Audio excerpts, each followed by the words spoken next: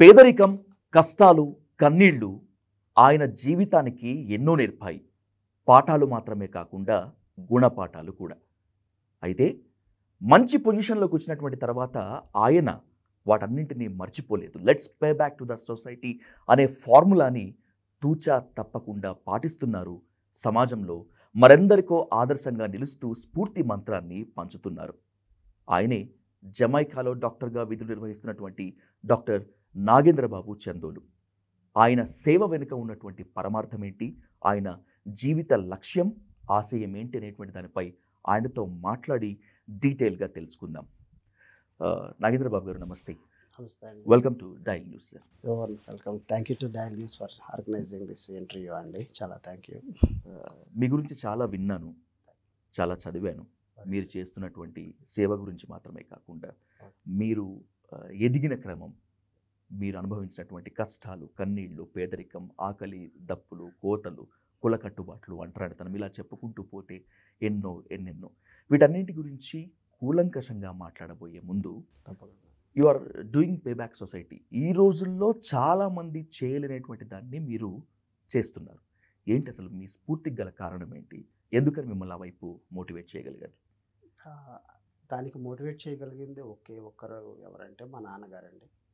మా నాన్నగారు చిన్నప్పటి నుంచి కూడా ఎలా పెంచారంటే, మీరు చిన్నప్పుడు కూడా ఆయన ఒక సింపుల్ ఒక వర్డ్ అనేవాడు. మీరు చదివి పెద్దాళ్ళు అయ్యి మీరు డబ్బులు సంపాదించేటప్పుడు మీరు నాకు ఇస్తే సరిపోదు, సమాజానికి సేవ చేస్తే, సమాజానికి ఉపయోగపడితే ఆ రోజున మీరు భారత పౌరులుగా నేను గర్విస్తానని చెప్పారు. సో అది ఆయన ఏ ఉద్దేశంతో ఆ రోజు అన్నారు, బట్ అది మాకు మాత్రం ఒక చిన్న విత్తులాగా ఆ రోజున వేసింది. మాకు తర్వాత ఎప్పుడు కూడా సమాజం అంటే ప్రతి ఒక్క చేసే విషయంలో కూడా అదే గుర్తొచ్చేది మాకు.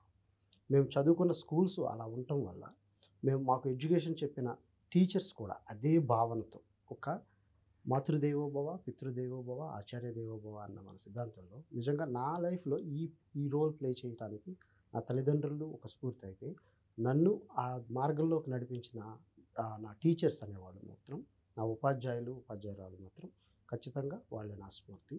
వీళ్ళు ఈ మార్గంలో వాళ్ళు నాకు చెప్పింది పాఠాలే అవ్వచ్చు, కానీ వాళ్ళు చెప్పిన పాఠాలు ప్రతి ఒక్కటి కూడా ఒక గొప్ప యోధుల గురించి, గొప్ప గొప్ప సంఘ సంస్కృతుల గురించి నాకు వివరిస్తూ దానిలో ఉన్న మంచిని మనకి ఒక పుణికిపుచ్చుకోవాలనే విధంగా చెప్పారు. సో ఆ ఎక్స్ప్లెయిన్ చేసిన విధానం అనేది దానిలో నుంచి మనకు ఒక సమాజానికి ఏదో చెయ్యాలి, ఎంతో మనకు వంతు బాధ్యతగా ఒక పౌరుడిగా మన వంతు బాధ్యత మనం తీర్చిదిద్దాలన్న ఉద్దేశమే ఈ పేబ్యాక్ సొసైటీ అనేది.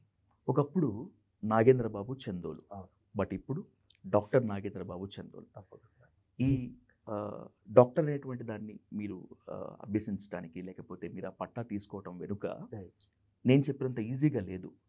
పైకి చెప్పుకోలేనటువంటి ఎన్నో కష్టాలు ఉన్నాయి, కన్నీళ్లు ఉన్నాయి కదా. అవి బాగా మిమ్మల్ని కష్టాల కొలిమిలోంచి ఒక ఆయుధంగా మలిచాయని చెప్పుకోవచ్చా? 100%. ఎందుకంటే మా నాన్నగారు ఒక రిక్షా దొక్కే కార్మికుడు. సో అటువంటి రిక్షా కార్మికుడు రీసెంట్గా నేను స్కూల్ విజిట్ చేసినప్పుడు కూడా ఫ్రెండ్స్ ఇదే క్వశ్చన్ అడిగారు. క్లాస్లో మా నవోదయ స్కూల్స్ ఎంట్రీ అయినప్పుడు ఒక స్కూల్లో పిల్లలు ఎనీ క్వశ్చన్స్ అని అడిగితే, అన్న నువ్వు అన్న మీ నాన్న రిక్షా కార్మికుడు అంటున్నావు, నువ్వు అన్న ఎంబీబీఎస్ అంటున్నావు, అది ఎలా సాధ్యమైంది, చైనా ఎంబీబీఎస్ అంటున్నావు, ఎలా సాధ్యమైంది, డబ్బులు ఉంటే నీకు కష్టం కదా అన్నారు.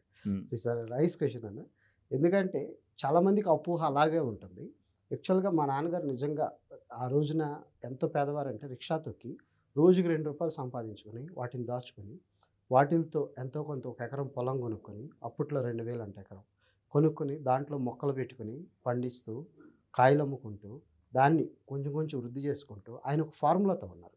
ఎలాగంటే ఒక పిల్లలు ఈ వయసుకు వచ్చేసరికి మనం సంపాదించాలి, ఆ సంపాదనని ఒక ఏజ్కి వచ్చేసరికి వాళ్ళకే ఖర్చు పెట్టాలి. ఆయన చేసింది ఏంటంటే గ్రేట్ స్టడీ మీద ఇన్వెస్ట్ చేశారు.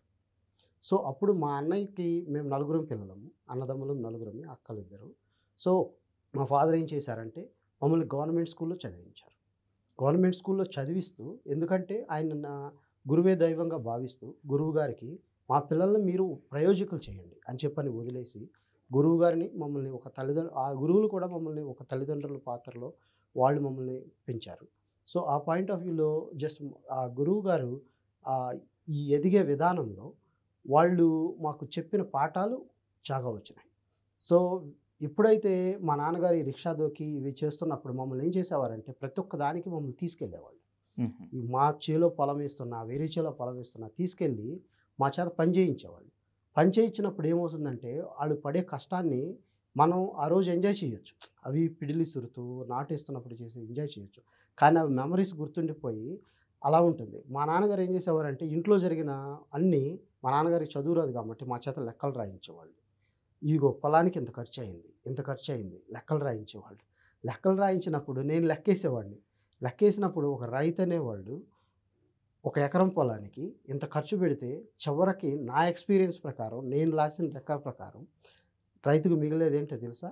ఏ వరద ఏమీ రాకుండా ఉంటే ఒక గడ్డి మాత్రమే.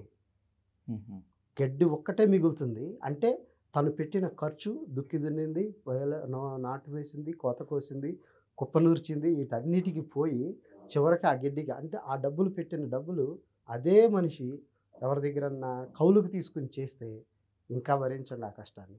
అప్పుడు మా నాన్నగారితో ఇది అన్నాను, నాన్న అసలు దీంట్లో డబ్బులు రావట్లేదు, ఎందుకు మనం చేయటం అని చెప్పాను అన్నాను. అప్పుడు ఆయన ఏమన్నారంటే, ఇది డబ్బుల కోసం చేసేది కాదు నాన్న, ఇది చాలామందికి వృత్తినిస్తుంది ఈ ఈ వ్యవసాయం చేయటం ద్వారా. అలా అని చెప్పిన ఆయన ప్రతి ఒక్క దానిలో మాకు చెప్పుకుంటూ ముందుకు తీసుకెళ్ళారు. ఆ తీసుకెళ్ళినప్పుడు మాకు అర్థమైంది, అది నీకు జనరల్గా చెబితే అర్థం కాదు, ఒక ప్రాక్టికల్గా చూపించారు.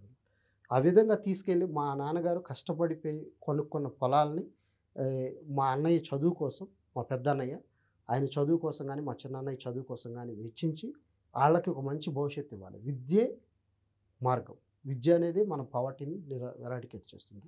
ఆ చదువు అనేది ఉంటేనే ఈ రోజున సమాజంలో ఉన్న ఈ పేదరికాన్ని నిర్మూలించవచ్చు.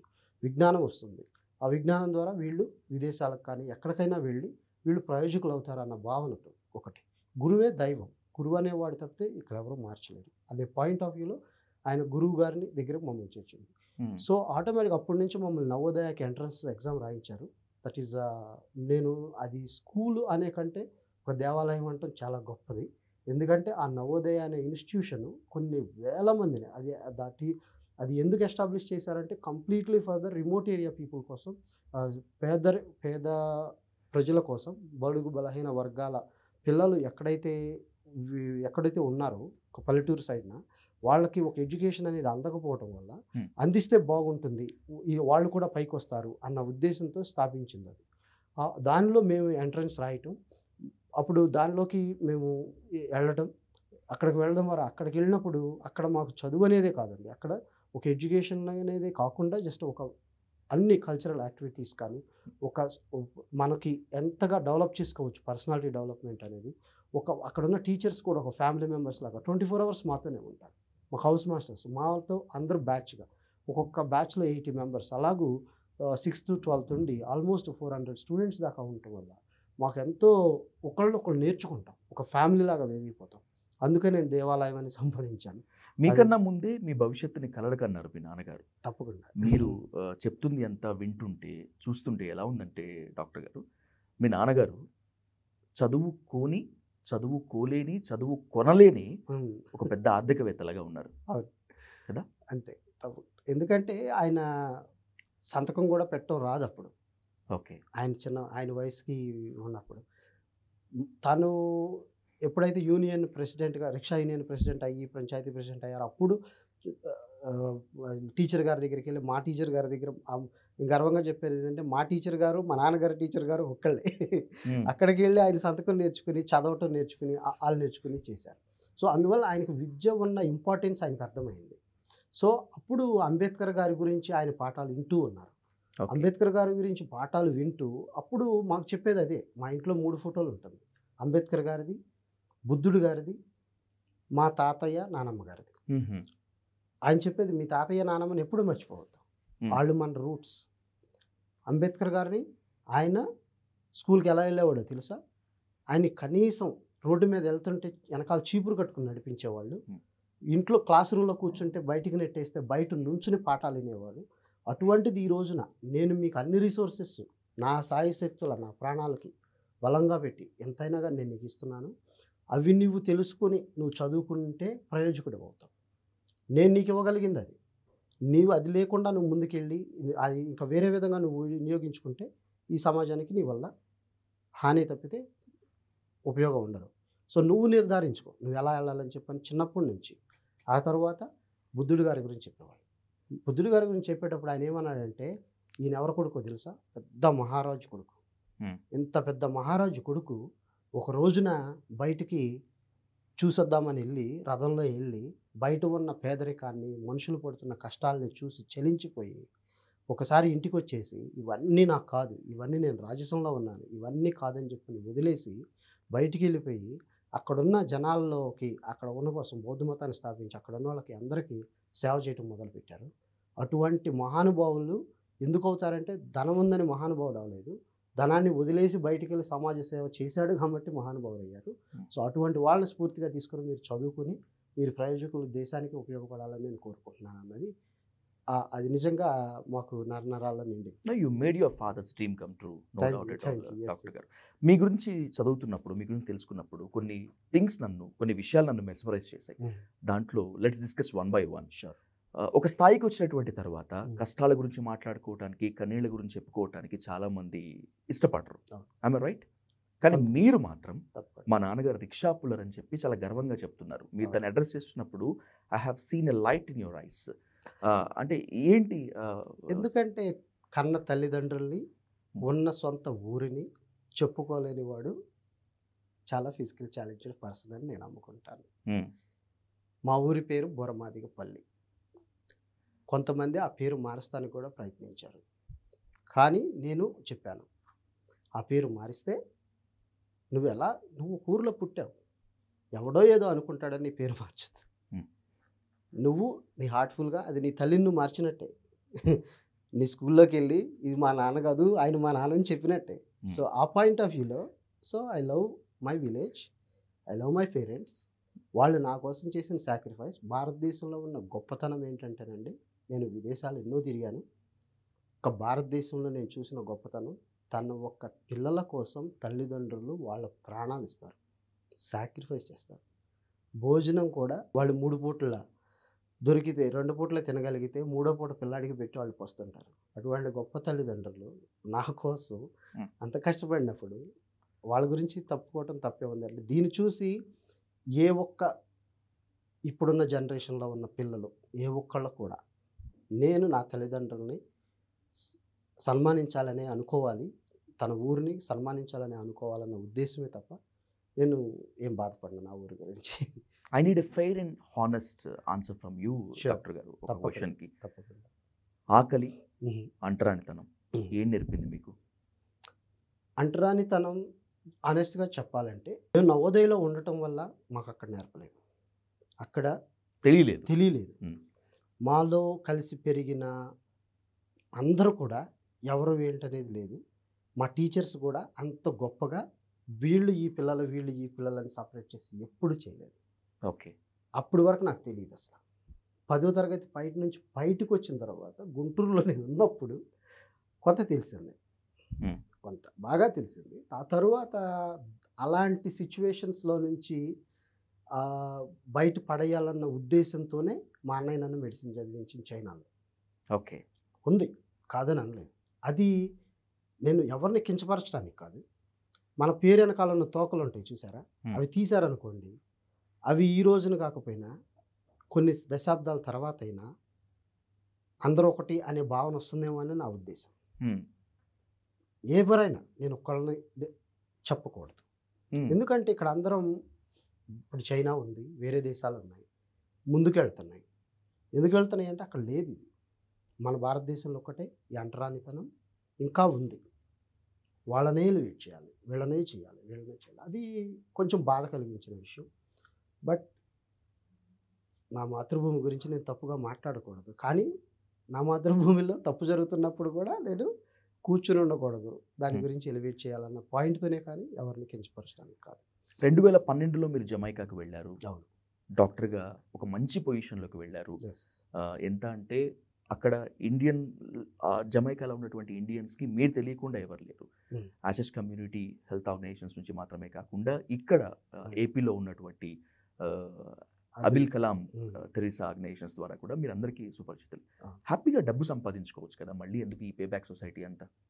అంటే నా ఉద్దేశంలో విజయం అనేది ఏంటంటే 4 కోట్లు సంపాదించి 4 నిమిషాలు కూడా టైం లేకోకుండా 4 మెతుకులు కూడా తినలేకోకుండా ఉండటం అనేది సక్సెస్ కాదు. ఓకే. మనతో పాటు ఉన్న నలుగురు మనుషులకి, నా కింద ఉన్న నలుగురు మనుషులకి 4 ముద్దలు పెట్టి వాళ్ళ నా నలుగురు ముఖాల్లో చిరునవ్వు చూస్తే అదే హ్యాపీనెస్ అని నేను ఫీల్ అయ్యాను. అది హ్యాపీనెస్ ఫీల్ అయ్యాను కాబట్టి, ఎందుకంటే నేను చేసిన ప్రతి సేవా కార్యక్రమంలో నేను ఇంటింటికి తిరిగి ఒక గ్రోసరీస్ కానీ ఏదైనా ఇచ్చినప్పుడు వాళ్ళు ఏమన్నారో తెలుసా? ఆ కుటుంబంలో ఆ రిసీవ్ పొందిన వాళ్ళు, నిన్ను దేవుడు పంపించాడన్నారు. అంటే వాళ్ళల్లో అంత చూసినప్పుడు నాకు చెలించిపోయి, అంటే అసలు ఒక గూస్ బంప్స్ వచ్చాయి, కళ్ళంట నీళ్ళు వచ్చిన సన్నివేశాలు కూడా ఉన్నాయి. నిజంగా నాకు ఒకటి అనిపించేది, నాకు ఎప్పుడైనా కానీ బోరు కొడితే, టైంపాస్ లేదు నాకైనా బోరు కొడితే నేను చేసేది ఫస్ట్ థింగ్ ఆ సమయంలో ఒక 10 మంది కేర్ ప్యాకేజ్ తీసుకొని నాకు తాటైన వాళ్ళకి వాళ్ళ ఇంటికి వెళ్ళి కేర్ ప్యాకేజ్ ఇచ్చి వాళ్ళతో టైం స్పెండ్ చేయడం. ఎందుకంటే ఎంతోమంది వృద్ధులు, ముసలి వాళ్ళు ఒక సహాయత కోల్పోయి లేక ఉన్నప్పుడు మనం వెళ్ళి వాళ్ళకెళ్ళి కూర్చుని ఒక 10 నిమిషాలు వాళ్ళ జీవితాన్ని సంతోషాన్ని నింపినప్పుడు వాళ్ళు మనల్ని మర్చిపోలేరు. మన కోసం వాళ్ళు ప్రేయర్ చేస్తూ ఉంటారు, ఆశీర్వదిస్తూ ఉంటారు. సో అలాంటి వాటికి నేను ఎడిక్ట్ అయిపోయాను చెప్పాలంటే. అంతేగాని అది ఒక సాయం చేసే కొంది ఇంకా దేవుడు నేను ఒకటే అడుగుతాను, నేను ఎంతవరకు చేయగలను, నాకు అంత శక్తినివ్వండి. ఓకే. నేను ఎంత శక్తి ఉంది నీవు వాడుకోవాలనుకుంటే వాడుకోమని చెప్తాను. అది మా wife, she's a doctor, anaesthesiologist, she's from Nellore. So తను కూడా నాకు అంతే సపోర్టివ్. సో మా బ్రదర్స్, మా ఫ్యామిలీస్ అందరూ సపోర్టివ్. సో ఆ విధంగా ఇది నేను ఇంతమందికి తెలిసానంటే కూడా మీరు అన్న విధంగా జమైకాలో కానీ ఇండియన్స్కి అందరికి తెలిసానంటే అది నా డాక్టర్ వృత్తి వల్ల తెలియలేదు, నేను చేసిన సేవా కార్యక్రమాల వల్లే తెలిసాను. జమైకాలో మీరు ఒక గెజీబో నిర్మించారు. ఆ గెజీబోని చూసినటువంటి మాజీ రాష్ట్రపతి రామ్నాథ్ కోవింద్ చాలా ఆశ్చర్యం వ్యక్తం చేశారు, మీ పైన ప్రశంసల పొగడ్తల వర్షం కూడా కురిపించారు. ఆ ప్రశంసల కోసమైనా గెజీబో నిర్మించింది, దాని వెనకాల ఇంకేదన్నా ఒక సమున్నత లక్ష్యం ఉందా? అసలు యాక్చువల్గా నన్ను గజీబో నిర్మించమని అప్రోచ్ అయింది ఇండియన్ హై కమిషన్ వారు 2021 ఐ థింక్. ఎప్పుడో అప్రోచ్ అయ్యారు. యాక్చువల్గా ఇండియన్ హై కమిషన్ వారు నేను చేస్తున్న సేవా కార్యక్రమాలను చూసి ఒక ఆర్టికల్స్ రావటం బట్టి న్యూస్ పేపర్స్లో వాళ్ళు పిలిచి నన్ను అవార్డు కూడా ఇచ్చారు. నువ్వు మన ఇండియన్స్కే గొప్ప పేరు తెచ్చావు, మమ్మల్ని ప్రౌడ్ మూమెంట్ చేసావని చెప్పని ప్రతి ఒక్క ఈవెంట్లో నన్ను ఒక మెయిన్ పర్సన్గా, ఒక గెస్ట్గా పిలవటం జరుగుతుంది. విరిగినప్పుడు నేను ఇలా సేవా కార్యక్రమాలు చాలా చేస్తున్నప్పుడు ఇండియన్ హై కమిషన్ వారు ఏమన్నారంటే, బాబు మనకి హోప్ గార్డెన్స్ వాళ్ళు మనకు ఒక స్పేస్ ఇచ్చారు, ఒక 2-3 acres స్పేస్ ఉంది, దాన్ని ఇండియాకి డెడికేట్ చేశారు వాళ్ళు. So it's our responsibility, we can do something for that to beautify అన్నారు. ఓకే. అన్నప్పుడు నేనేమన్నానంటే, సరే సార్, నాకు తప్పకుండా నా వంతుగా నేను చేస్తాను. ఎందుకంటే నేను ఎన్నోసార్లు హోప్ గార్డెన్స్కి వెళ్ళాను, నేను ఎంతో తీయని అనుభూతి పొందాను, ఎన్నో పార్టీలు ఫంక్షన్స్కి అటెండ్ అయ్యాను. సో అక్కడిచ్చిన మనశ్శాంతి అనేది ఖచ్చితంగా దానికి నా వంతు బాధ్యతగా నేను ఎంతో కొంత మీకు చేస్తానని చెప్పని మాట ఇచ్చాను. అది 6 months దాటిపోయింది. అనుకోకుండా ఆ టైంలో ప్రెసిడెంట్ గారి విజిట్ రావాలండి. సో జనవరిలోనో ఫిబ్రవరిలోనో పెట్టుకున్నారు. సో అప్పుడు సడన్గా నాకు 1 week ముందు తెలిసినప్పుడు ఏమైందంటే, మేము గ్రౌండ్ డిగ్గింగ్ వర్క్ చేసేసి స్టోన్ లే చేసేసి వెళ్ళిపోదాం అనుకున్నాం. కానీ అప్పుడు ఈ రష్యా వార్ వల్ల ఏమైందంటే సార్ గారిది డిలే అయింది 2 months. సడన్గా అప్పుడు మాకు టైం దొరికింది. సో బాబు ఓకే, నీకు ఇట్లా విజిట్ రీషెడ్యూల్ జరిగింది, so we can do anything better అంటే, సో మీరు గజీబో కడదామని ముందు అనుకున్నాం కదా sir, so we will try to do it అని వితిన్ 12 to 15 daysలో జస్ట్ కంప్లీట్ గజీబోని వాళ్ళకు విత్ వర్త్ ఆఫ్ 40 lakhsతో కట్టించేయటం జరిగింది. సో రామ్నాథ్ గారు, గోవింద్ గారు వస్తున్నారని మేము కట్టలేదు, ముందు నుంచే ప్లాన్ ఉంది.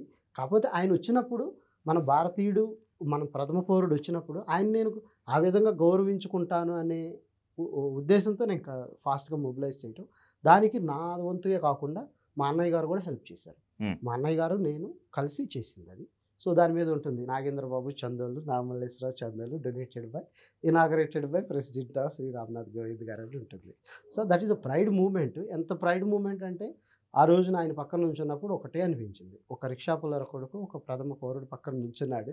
ఆయన కూడా మమ్మల్ని అడ్రస్ చేసినప్పుడు ఫస్ట్ థింగ్ ఆయన చెప్పింది ఏంటంటే, నేను ప్రెసిడెంట్ గారితో, ప్రైమ్ మినిస్టర్ గారితో కాంటాక్ట్ అయినప్పుడు వాళ్ళు ఫస్ట్గా మన ఇండియన్ డాక్టర్స్ గురించి చెప్పారు. మీరు బాగా మెడికల్ క్యాంప్స్ ఇక్కడ చేస్తున్నారని, మీరు బాగా చేస్తున్నారని, మీరు ఇక్కడే చేస్తున్నారు, నాకు చాలా హ్యాపీ నేను. Hmm. బట్ ఇదే విధంగా మన కూడా చాలామంది వెనకబడి ఉన్నారు మన దేశంలో, వాళ్ళని కూడా పట్టించుకోండి అన్నారు. అంటే నేను అన్నాను, నో సార్, మేము ఇక్కడే చేయట్లేదు, నేను ఇక్కడే ఇవే కాదు, ఇండియాలో కూడా అబ్దుల్ కలాం తెరీసా సేవా సొసైటీ పేరు మీద 600 మంది పిల్లలు నేను అడాప్ట్ ఎస్ చేసుకుని ఎగ్జాక్ట్లీ జమైకాలో Hmm. మాత్రమే కాకుండా Hmm. As you said that Hmm.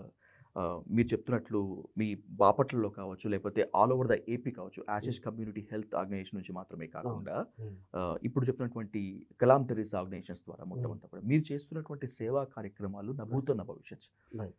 చాలా మందికి వాటి విలువ తెలియకపోవచ్చు కానీ బెనిఫిషరీస్ తెలిస్తే తప్పకుండా ఆ విలువ తెలుస్తుంది. తప్పకుండా. అంటే వాళ్ళ కళ్ళల్లో ఆనందం చూసేందుకు మాత్రమే ఈ సేవా కార్యక్రమాలు చేస్తారా లేకపోతే దీని వెనుకల మీ రాజకీయ ప్రవేశానికి ఏదైనా ఎత్తుగడలు ఏమన్నా ఉన్నాయా? రాజకీయ కోణం అస్సలు లేదండి. రాజకీయ కోణంగా చేయాలి అని అనుకుంటే నేను కొన్ని నా ఏరియా సరౌండింగ్లో ఒక నియోజకవర్గం తీసుకునే చేస్తుండొచ్చు. అవును. ఏదైతే నేను స్ట్రాంగ్ అని అనుకుంటానో, మా కమ్యూనిటీ స్ట్రాంగ్ అనో లేదో పాలిటిక్స్ ఉంటాయి కదా, Hmm. అలాంటి క్యాలిక్యులేషన్స్ చేసి ఉండొచ్చు. ఇందాక నేను చెప్పినట్లు మీ గురించి తెలుసుకున్నప్పుడు మెస్మరైజ్ చేసిన విషయాల్లో ఇదొకటి. రైట్. మీ బాపట్ల ఏరియాలోనే లేకపోతే మీ వైఫ్ కి సంబంధించినటువంటి కందుకూరు ఏరియాలోనే చేస్తే పొలిటికల్ పొలిటికల్ ఆస్పిరేషన్స్ ఆస్పెక్ట్ అనుకోవచ్చు. But you have spreaded your services to all over the AP. All over the AP. ఎందుకంటే నేను చేసింది కూడా మా దగ్గర నియోజకవర్గంలో కంటే బయట ఎక్కువ. కృష్ణా డిస్టిక్లో, పల్నాడు డిస్టిక్లో, వినుకొండ ఏరియాలో అక్కడ కంప్లీట్ స్లమ్ నేను చూసి, మా అక్క పనిచేస్తున్న దగ్గర మాకు స్లమ్ ఏరియాలో అంటే వాళ్ళని చూసి మేము చలించి చేశాను తప్పితే. వినుకొండలో మా సిస్టర్ ఏఎన్ఎం నర్స్గా పనిచేస్తారు. ఓకే. సో అక్కడ చూసిన వాళ్ళలో మేము చెయ్యాలి అన్న ఉద్దేశంతో హోల్ హార్టెడ్గా మేము స్టార్ట్ చేసింది 2021 సార్. నేను వాళ్ళని కలిసింది, ఆ పిల్లల్ని నేను లాస్ట్ ఇయర్ జనవరిలో నేను వచ్చి కలిశాను. అప్పుడు దాకా కూడా వాళ్ళు ఎవరో నాకు తెలియదు. వాళ్ళ పిక్చర్స్ మాత్రమే లైవ్ ఒక ప్రొజెక్టర్ పెట్టి అక్కడ ప్లే చేస్తూ వాళ్ళకి క్లాసెస్ చెప్పిస్తూ టీచర్స్ వాళ్ళకి చెబుతూ జరిగింది తప్పితే there is no political aspect behind it. I'm not interested in the politics aspect. ఎందుకంటే మనం దేవుడు అవకాశం ఇచ్చి ఒక పాలిటిక్సే అనేది కాదు సేవ చేయాలంటే, దట్ ఈజ్. బట్ అందరూ అదే అనుకుంటారు. లేదు, మన దగ్గర ఇన్స్పిరేషన్ ఉన్నప్పుడు, మన దగ్గర ఒక ఆశయం ఉన్నప్పుడు, మనం చేయాలనుకున్నప్పుడు దేవుడే సమకూరుస్తాడండి. ఆటోమేటిక్ దాని ద్వారా జరిగిపోతాయి. నేను ఆ రోజున ప్రెసిడెంట్ గారు వస్తారని నేను ఊహించలేదు. ఆయన నన్ను అప్రిషియేట్ చేస్తారని నేను ఊహించలేదు. ఆయన 2000 మంది గ్రూప్లో అడ్రస్ చేస్తూ ఆయన ఒక్కసారి they are Telugu people. I really appreciate them, not only them, every one of you who is doing contribution to Jamaica అని అన్నారు. సో అది నేను ఎక్స్పెక్ట్ చేయలేదు. సో ఇక్కడ కూడా ఈ రాజకీయ కోణం అనేది కంప్లీట్ నిల్. సో మేము చేస్తుంది ఏంటంటే, ఈ యొక్క ఈవెంట్ ఉద్దేశం ఏమిటంటే, మేము ఇంటర్వ్యూ ఇవ్వడానికి ఒప్పుకోవడానికి కూడా ఏంటంటే, సో దీని ద్వారా ఎక్కడైనా ఒక్క పర్సన్ నేను చేంజ్ చేయగలిగితే, ఎందుకంటే చాలామంది పేదరికంలో ఉండి ఈ రోజున కష్టాలు పడుతున్నారు. చాలా పేదరికంతో వాళ్ళ పేరెంట్స్ కష్టపడితే ఉంటున్నారు. వాళ్ళ ఒక్కరిని నేను ఇన్స్పైర్ చేయగలిగితే, వాళ్ళు ఒక్కరు నన్ను ఆదర్శంగా తీసుకొని, ఓకే మా నాన్న కష్టపడుతున్నాడు, నేను చదివి రేపొద్దునే నాగేంద్రబాబు అన్నయ్య లాగానో లేకపోతే వేరే వాళ్ళలాగానో అవ్వచ్చు అని అనుకుంటే, వాళ్ళే రేపొద్దునే కొన్ని లక్షల మందికి చేయొచ్చు. కుగ్రామాల నుంచి, సాధారణ గ్రామాల నుంచి, వెలివాడల నుంచి, దళిత కుటుంబాల నుంచి చాలా పెద్ద స్థాయిలోకి వెళ్ళిన వాళ్ళందరూ కూడా అతి తక్కువ మంది మాత్రమే మళ్ళీ ఆ పేదరికాన్ని ఎరాడికేట్ చేసేందుకు ప్రయత్నిస్తున్నారు అనేటువంటి విమర్శ ఉంది. ఒప్పుకుంటారా? తప్పకుండా. ఎందుకంటేనండి, నేను humble request all NRIs. Okay. ఈ ప్రతి ఒక్క ఊరిలో దారిద్ర్యం అనేది ఉంది, వెనుకబడినతనం ఉంది. అది ఒక మురికి ఒక ఎస్సీ అనేది కాదు, ఎస్టీ అనేది కాదు, ఒక మేజర్ కమ్యూనిటీస్లో కూడా ఉంది. ఎన్ఆర్ఐస్ ఎవరైతే అక్కడికి వెళ్ళారో మనమేమీ గొప్ప కాదు. ఎందుకంటే ఒక ఊరు నుంచి ఒక ఊరికి వలస వెళ్ళిన మనిషి ఎలాగో మనం ఒక దేశం నుంచి ఇంకో దేశానికి వలస వెళ్ళాం పని కోసం, డబ్బుల కోసం. అలా అని నేను భావిస్తాను. అదేవిధంగా వాళ్ళు 10 రూపాయలు సంపాదిస్తున్నారు, మనం కొంచెం ఎక్కువగా 1000 రూపాయలు సంపాదిస్తున్నాం. సో నేనేమంటున్నానంటే ఆల్ ఎన్ఆర్ఐ రిక్వెస్ట్ చేసేది ఏంటంటే, మీరు ఒకవేళ వీడియో చూస్తే ఖచ్చితంగా మిమ్మల్ని ఒక రిక్వెస్ట్, మీ కంట్రిబ్యూషన్లో అట్లీస్ట్ 2% ఆర్ 1% మీ కమ్యూనిటీ బ్యాక్కి స్పెండ్ చేయండి. అప్పుడేమవుతుందంటే, మనం ఫోన్ చూసి అరే వీడు ఇలా చేస్తే బాగుండు, ఈ గవర్నమెంట్ ఇలా చేస్తే బాగుండు అని ట్వీట్లు పెట్టే కన్నా ఒక 10 రూపాయలు తీసుకెళ్ళి మీ ఊర్లో ఒక 30 మంది స్టూడెంట్సే ఉంటారు. ఒక్క టీచర్ పెడితే 3000 నుంచి 5000 పే చేయండి, ట్యూషన్స్ చెప్పించండి. That can bring the lot of change. ప్రార్థించే పెదవుల కన్నా విమర్శించే మస్తిష్కాల కన్నా సాయం చేసే చేతులు మిన్న అంటారు. ఆ, అంత గొప్ప కొటేషన్ ఇచ్చేంత గొప్పవాడిని కాదు, బట్ మన మదర్ తెరీసా గారు ఇచ్చారు ఆ గొప్ప కొటేషన్ అంతే. Hmm. అవును, అంత గొప్ప కొటేషన్ కాదు, but I will humble request all NRIs. అది మీ సింప్లిసిటీకి నిదర్శనం, ఒప్పుకోకపోవటం. Okay, thank you. Hmm. యాక్చువల్గా ఆ ఎన్ఆర్ఐస్ అందరు కానీ ఒక్కసారిగా ఇలా వచ్చి, సో తన ఒక కమ్యూనిటీస్ని కానీ జస్ట్ ఎంతో కొంత చేస్తే we can create a platform for that. Okay. ఆటోమేటిక్గా ఒక ప్లాట్ఫామ్ క్రియేట్ చేసి, సో ఒక ఆటోమేటిక్గా మన భారతదేశం అనేది గొప్పదవుతుంది కదండి. మన స్టేట్ అనేది, మన ఊరు గొప్ప బాగుపడితే ఆటోమేటిక్గా అందరం కలిసి వస్తే, మన ఇండియన్స్ ప్రతి ఒక్క కంట్రీలో ఉన్నారండి. ప్రతి ఒక్క చిన్న కంట్రీ ఏదన్నా, ఒక్క కంట్రీ కూడా లేదు ఇండియన్స్ లేని కంట్రీ. Hmm. సో అటువంటి వాళ్ళు అలా అని చెప్పి వెళ్ళిన వాళ్ళందరూ రిచెస్ట్ అయిపోలేదు. చాలా వాళ్ళు కూడా కష్టాలు ఉన్నాయి. ఎవరైతే చేయగలరు మన వంతు అనేది బాధ్యతగా చేస్తే అలా అని నేను భావిస్తున్నాను. సో ఎవరైతే నేను దాన్ని చెప్పినట్టుగా తన మురికి వాడల్లో నుంచి వెళ్ళిపోయి నేను మళ్ళీ ఆ ఊరిలోకి రావాలి అంటే నాకు అంటరానితనం అనేది ఎవరో అప్పుడు చూపించింది కాదు, నీ వల్ల మళ్ళీ అంటరానితనం పుడుతుందని నేను భావిస్తాను. సో మీ సొంత ఊరికి వెళ్ళండి, మీ సొంత ఊరిలో ఉన్న ఇళ్ళకి వెళ్ళండి, అందరినీ పలకరించండి. నేను అదే చేస్తాను, నాకు సమయం ఉన్నంత వరకు నేను అదే చేస్తాను. మీ నాన్నగారి నుంచి రక్తాన్ని మాత్రమే కాకుండా సేవా గుణాన్ని, ప్రేమను పంచే తత్వాన్ని కూడా పుణికిపుచ్చుకున్నారు. మీరు మాత్రమే కాకుండా మీ అన్నయ్య, సభ్యులు అలాగే మీ మీ సోదరి. తప్పకుండా. లక్కీగా మీ వైఫ్ కూడా మీతోనే నడుస్తున్నారు. ఇంతవరకు ఓకే, చాలామంది కుటుంబాలు ఆస్తులు మాత్రమే పంచిస్తాయి, అంతస్తులు మాత్రమే పంచిస్తాయి. మీరు మీ పిల్లలకి ఏం పంచివ్వాలనుకుంటున్నారు? నా పిల్లలకి నేను స్టార్ట్ చేసిన ఈ 2 చారిటబుల్ ఆర్గనైజేషన్స్ ఇవ్వాలనుకుంటున్నాను. Okay. Ashish community health organization అనేది నేను ఒక మోస్ట్ ఇంపార్టెంట్ థింగ్ నేను ఒకటి షేర్ చేయాలనుకుంటున్నాను. Please. పిల్లలు అన్నారు కాబట్టి Hmm. మనం పిల్లలకి చెప్తే వాళ్ళు చేయరు, వాళ్ళు మనం చేసేదాన్ని చూసి మారుతారు, ఖచ్చితంగా నేర్చుకుంటారు. మనం ఏం చేస్తామో అది నేర్చుకుంటారు. అందులో నేను కంప్లీట్గా ఇది చెప్పాలనుకుంటున్నాను ఏంటంటే, నేను అన్ని ఎక్కడ ఏమి యాక్టివిటీస్ చేసినా will take a picture for hour record purpose. ఆ పిక్చర్స్ తీసుకుంటూ ఉన్నప్పుడు నా ఫోన్ అనేది మా కొడుకు ట్యాబ్లెట్కి కనెక్ట్ అయి ఉంటుంది. ఫోటో షేరింగ్ అనేది జరిగిపోతూ ఉంటుంది ఆటోమేటిక్ జరిగిపోతున్నప్పుడు నేను చూడలేదు తను అన్ని చూస్తున్నాడు అని. సో తన ఏజ్ 7 years ఉంది అంతే. 6 to 7 years ఉన్నప్పుడు తను అంతకుముందు ఏమనుకున్నాడంటే నేను పోలీస్ ఆఫీసర్ని అవుతాను అన్నాడు. ఈ ఫొటోస్ చూస్తూ చూస్తూ ఒకసారి ఇంటికి వచ్చాను, స్నానం చేస్తానికి వెళ్తుంటే, నానా నేను నా మైండ్ చేంజ్ చేసుకున్నాను, so I want to become something different అన్నాడు. ఏంటి అన్నాను. ఏంటి అంటేను, సో నువ్వు పోలీస్ అవ్వాలనుకున్నాను కదా, కాదు నేను I want to become DOCTOR అన్నాడు. DOCTOR అంటే నా గెస్ట్ చేయి అన్నాడు. నేను గెస్ట్ చేయలేదానంటే అప్పుడు DOCTOR అన్నాడు. ఎందుకు అన్నాను. ఎందుకు అంటే అప్పుడు సడన్గా వాడు ఏమన్నాడంటే, నాన్న నువ్వు చేసిన సేవా కార్యక్రమాలు అన్నీ చూస్తున్నాను, చాలా పూర్ పీపుల్కి, ఎల్డర్ పీపుల్కి నువ్వు హెల్ప్ చేస్తున్నావు, ఇటువంటి హెల్ప్ నేను కూడా పెద్దవి చేయాలి కదా, నువ్వు చేస్తున్నావంటే నేను చేయాలి కదా, అలా చేస్తే బాగుంటుంది కదా అని, అందువల్ల నేను డాక్టర్గా కానీ నీలాగా ఉండాలనుకుంటున్నాను. అనారోగ్యంతో బాధపడుతున్న శరీరాలకు మాత్రమే కాదు, పీడనతో బాధపడుతున్నటువంటి సమాజానికి చికిత్స చేయాలనుకుంటున్నారు. తప్పకుండా.